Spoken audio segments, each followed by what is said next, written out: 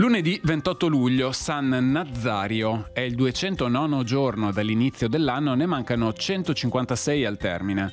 Il sole sorge alle 5:50 e tramonta alle 20:44. La luna si leva alle 9:47 e tramonta alle 22:26.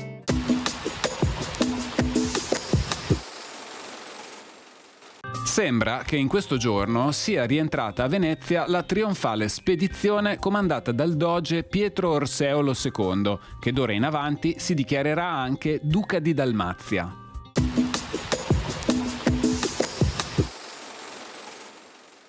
Le previsioni per domani. Al mattino in prevalenza nuvoloso, poi schiarite via via più ampie fino a cielo sereno o poco nuvoloso in pianura, su zone montane e pedemontane annuvolamenti irregolari associati a possibili locali rovesci o temporali.